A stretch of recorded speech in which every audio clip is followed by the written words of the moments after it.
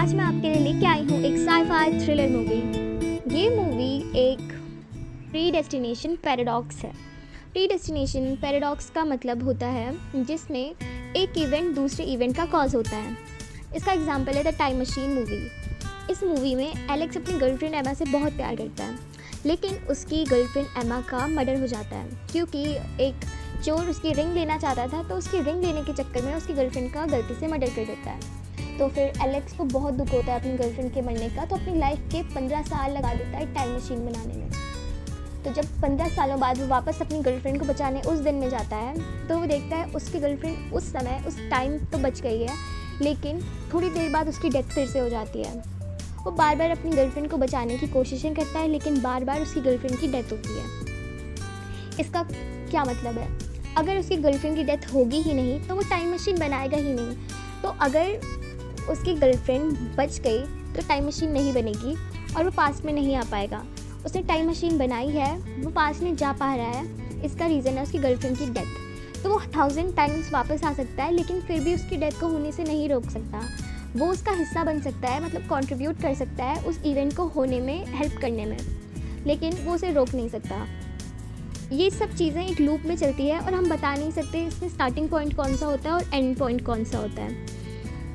और आइए मैं इस मूवी की आपको थोड़ी डिटेल्स देती हूँ। मूवी रिलीज़ हुई थी 2014 में। इसका नाम है प्रीडेस्टिनेशन। ये उन मूवीज़ में से एक है जिन्हें भूलना बहुत मुश्किल होता है।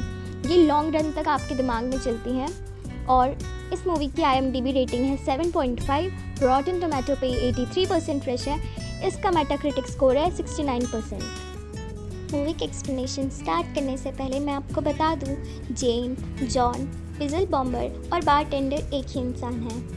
तो आइए एक्सप्लेनेशन शुरू करते हैं। मूवी हमें दिखाई जाती है तो स्टार्टिंग में एक टाइम ट्रैवलर हमें दिखता है जिसके हाथ में एक वायलेंट शेप की टाइम मशीन है। वो बॉम्ब को डिफ्यूज़ कर रहा होता है, तभी उसे लगता है उसके पीछे कोई है। वो जैसे ही पीछे देखता है, उसके और फिजल बॉम्बर के बीच में एक लड़ाई शुरू हो जाती है। वो एक दूसरे के ऊपर गन फायर कर रहे होते हैं, तभी बॉम्ब को डिफ्यूज़ करने का टाइम निकल जाता है। फिजल बॉम्बर वहाँ से भाग जाता है, लेकिन बॉम्ब ब्लास्ट होने के कारण टाइम ट्रैवलर के मुंह में आग लग जाती है और टाइम ट्रैवलर का मुंह जलने लगता है। वो अपनी टाइम मशीन की तरफ बढ़ रहा होता है, लेकिन मुंह जलने के कारण वो देख नहीं पा रहा था। उसकी हेल्प कोई करता है और उसकी तरफ उसकी टाइम मशीन फेंकता है।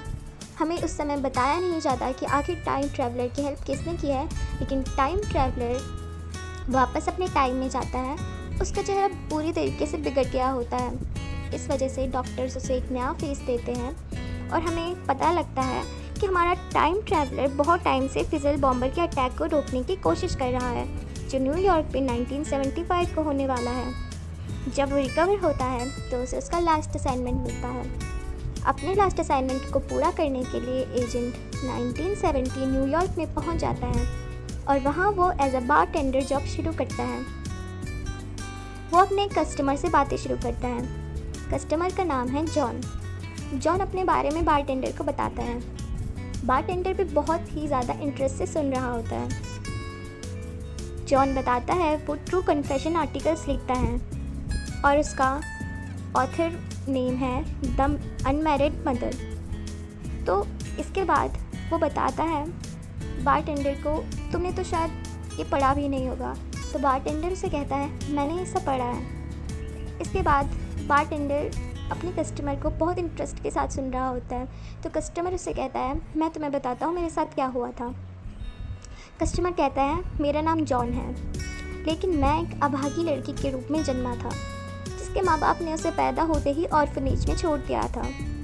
मैं पढ़ाई में बहुत अच्छा था, मैं फिज़िकल फिटनेस में भी सबसे बहुत बढ़िया था, लेकिन मुझे हमेशा थोड़ी डिफ़िकल्टी हुई सबके बीच में रहने में। मुझे अलग फील होता था।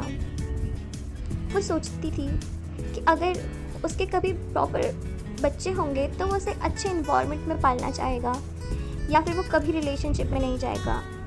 इसीलिए वो हमेशा रिलेशनशिप को अवॉइड करती थी। लेकिन जब वो बड़ी हुई तो उसने स्पेस कॉप नाम के प्रोग्राम में अप्लाई किया, जो वुमेन्स को एक चांस देते थे एस्ट्रोनॉट बनने का। वो हर चीज़ में बहुत अच्छी थी। जो सारे रिकॉर्ड्स थे वो उन्हें तोड़कर सबसे अच्छा परफॉर्म करती थी। लेकिन एक दिन उसकी और स्पेस प्रोग्राम की दूसरी लड़की के बीच एक फ़ाइट हो जाती है, जिस कारण उसे डिस्क्वालीफाई कर दिया जाता है। लेकिन डिस्क्वालीफाई करने का मेन रीज़न होता है उसकी मेडिकल कंडीशन, जिसके बारे में उसे नहीं बताया जाता।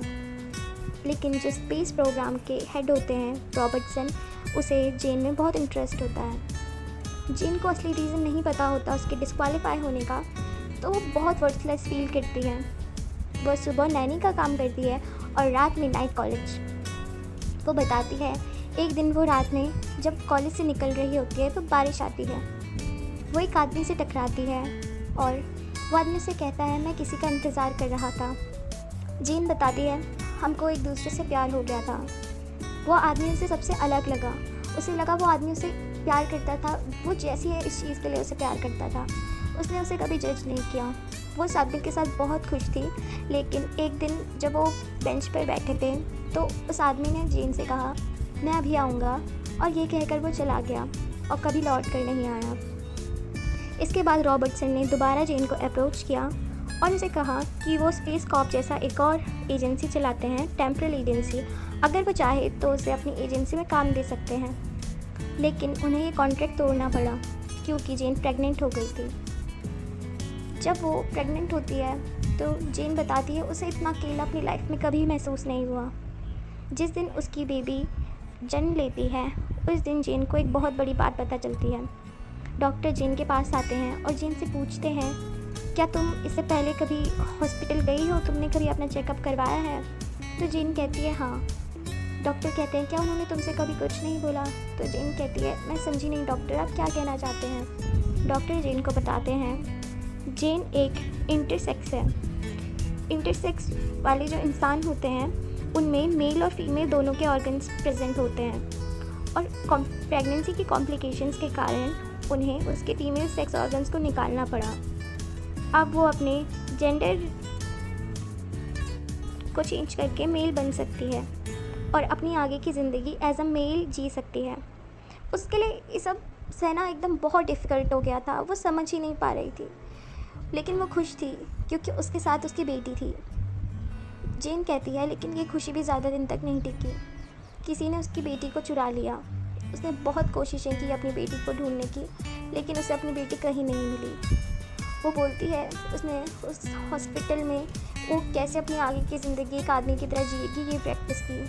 वो बोलने की प्रैक्टिस करती थी, चलने की प्रैक्टिस करती थी, और तब से वो अपनी कड़वी ज़िंदगी जी रही है और स्टोरीज़ लिख रही है द अनमैरिड मदर के नाम से। एजेंट होता है वो जॉन की बातों को बिल्कुल मजाक में नहीं लेता, क्योंकि कोई नॉर्मल इंसान ये बातें सुनेगा तो उसे थोड़ा शौक लगेगा और वो सामने वाले इंसान को पागल समझेगा। लेकिन बारटेंडर हमारा जो एजेंट है वो उसकी बातों को सीरियसली लेता है और उसे एक ऑफ़र देता है अगर मैं तुम्हें उस दिन उस वक्त में ले जाऊं जब तुम अपने लवर से मिले थे तो क्या तुम उसे मारोगे? तो जॉन कहता है हाँ, मैं अपनी जेन की ज़िंदगी बर्बाद करने के लिए उसे मार डालूँगा। तो बारटेंडर उसे कहता है मैं तुम्हें वहाँ ले जाऊँगा, लेकिन उसके बदले तुम्हें मेरा एजेंट वाला काम करना होगा जब तक तुम चाहो, और मैं रिटायर हो जाऊँगा। तो फिर जॉन इस ऑफ़र को एक्सेप्ट कर लेता है। तो हमें दिखाया जाता है बारटेंडर जॉन को एग्जैक्टली उसी टाइम में लेके जाता है जब जेन उस आदमी से टकराई थी जिससे उसे प्यार हुआ था। तो जब जॉन वेट कर रहा होता है उस इंसान का, तो हमें दिखाते हैं तभी जेन जॉन से टकराती है और जॉन को बात करके रियलाइज़ होता है अपने जो उसके पास्ट के फीमेल वर्जन को जिस इंसान से प्यार हुआ था वो उसका फ्यूचर सेल्फ था। जेन को जॉन से प्यार हुआ था, लेकिन जेन इतनी अकेली और इतने दुख में थी, जॉन ना चाहते हुए भी उन्हीं चीज़ों को रिपीट कर देता है। इसके बाद हमें दिखाया जाता है बारटेंडर जो होता है वो वापस बॉम्ब डिफ्यूज़ करने वाले दिन में जाता है, और जिस आदमी ने हमारे टाइम ट्रैवलर की मदद की थी टाइम मशीन उसकी तरफ फेंक के, वो कोई और नहीं बारटेंडर ही था, यानी उसका फ्यूचर सेल्फ। इसके बाद हमें दिखाते हैं रॉबर्टसन और बारटेंडर के बीच में बातें होती हैं। बारटेंडर और रॉबर्टसन एक दूसरे को जानते हैं। इससे हमें ये भी क्लियर हो जाता है जो हमारे रॉबर्टसन है उनके पास भी टाइम मशीन है। इसके बाद हमें दिखाया जाता है जो बारटेंडर होता है वो जॉन और जेन की जो बेटी होती है उसे उठाता है और उसे 18 साल पहले 1945 में लेकर जाता है।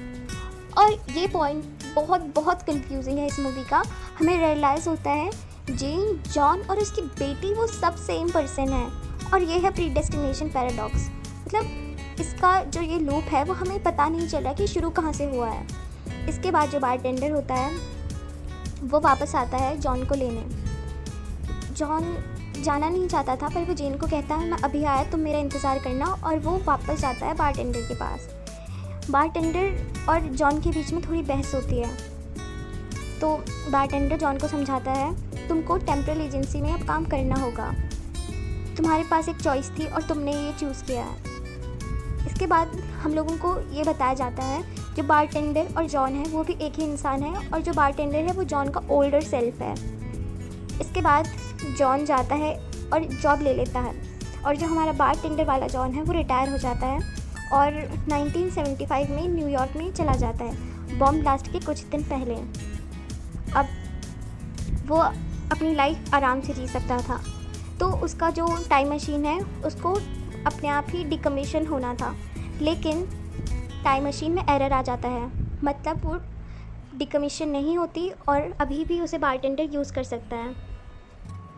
इसके बाद बारटेंडर अपनी फाइल चेक करने लगता है, तो उसे दिखता है रॉबर्टसन ने वहाँ उसके लिए क्लू छोड़ा है, जिससे वो फिजल बॉम्बर को पहले ही पकड़ सकता है और बॉम्ब ब्लास्ट होने से रोक सकता है। क्लू से उसे पता चलता है फिजल बॉम्बर अभी लॉन्ड्रोमेट में होगा। जब वो उस जगह पहुँचता है और वो फिजल बॉम्बर को देखता है तो वो हैरान हो जाता है। फिजल बॉम्बर उसका ही फ्यूचर सेल्फ है। फिजल बॉम्बर उसे एक्सप्लेन करने की कोशिश करता है कि हम लूप से निकल सकते हैं अगर तुम मुझे ना मारो तो। फिजल बॉम्बर उसे समझा रहा होता है अपने यंगर सेल्फ को, बारटेंडर को, उसके एक्शन से बहुत सारी लाइफ सेव हुई हैं। उसने ये सब उनको खुद को ही बचाने के लिए किया है। वो अपने यंगर सेल्फ को कन्विंस करने की कोशिश कर रहा होता है कि अगर हमें साइकिल को एंड करना है तो तुम्हें मुझे नहीं मारना होगा, लेकिन जो हमारा बारटेंडर होता है वो अपने ओल्डर सेल्फ को मार देता है और कहता है मैं तुम्हारी तरह कभी नहीं बनूंगा, और यहीं हमारी मूवी एंड हो जाती है। अब मैं जानती हूँ आप में से आधे जनों को ये मूवी बिल्कुल समझ में नहीं आई होगी, तो मैं अब आपको इसकी समरी देती हूँ और एक्सप्लेन करती हूँ कि इस मूवी में क्या हुआ। जो रॉबर्टसन है इस सब सिनेरियो का जिम्मेदार हम उसे मान सकते हैं, क्योंकि वो एक ऐसा एजेंट बनाना चाहता था जिसका टाइम से कोई रिलेशन ना हो, जो टाइम में बंधा ना हो। और जेन जो थी वो हमें दिखाते हैं वो एक ऑर्फनेज में पली बड़ी थी। वो ऑर्फनेज में पली बड़ी थी और उसे कभी हॉस्पिटल नहीं जाना पड़ा था। इस वजह से उसे अपनी बॉडी के बारे में कभी पता ही नहीं चल पाया कि वो एक इंटरसेक्स है। इसके बाद जब जेन बड़ी हुई, वो कॉलेज गई और उसने जब स्पेस पॉप प्रोग्राम के लिए अपना सिलेक्शन होना था उसका, तो फिर उस समय रॉबर्टसन की नज़र उस पर पड़ी। उसको उसकी मेडिकल कंडीशंस के बारे में पता था, तो उसने इसका फ़ायदा उठाया। जेन को प्यार हुआ अपने ही ओल्डर सेल्फ से, जो फुल्ली डेवलप्ड मेल था उससे। इस वजह से जो उनका बच्चा हुआ वो इंटरसेक्स पैदा हुआ, जो जेन खुद थी, और उसको उसके ओल्डर सेल्फ ने उस ऑर्फनेज में छोड़ दिया। इसके बाद जेन को पता चला कि वो इंटरसेक्स है और उसको पूरा मेल बनना पड़ा। इसके बाद उसके जो ओल्डर सेल्फ ने उनके टेम्परल ब्यूरो में काम शुरू करा। काम शुरू करने के बाद रॉबर्टसन के कहने पे उसने वही एक्टिविटीज़ करवाई जिससे फ्यूचर में वो पॉसिबिलिटी बने कि वो एक एजेंट बने और फिजल बॉम्बर को रोके। लेकिन इतना टाइम ट्रैवल करने के बाद जो हमारा जॉन है उसका दिमाग ख़राब हो गया और वो पागल बन गया, और हमें लास्ट में पता चला फिजल बॉम्बर वो खुद ही था। आई होप इस मूवी से आपको प्रीडेस्टिनेशन पैराडॉक्स का कॉन्सेप्ट क्लियर हो गया होगा। तो इसका बिल्कुल सिंपल कॉन्सेप्ट है। जो टेम्परल एजेंट था जिसको अपने सेक्सुअल रीअसाइनमेंट सर्जरी करवानी पड़ी, तो वो अपने यंगर फीमेल सेल्फ को बचाना चाहता था प्यार में पड़ने से, अपने लवर को मार के।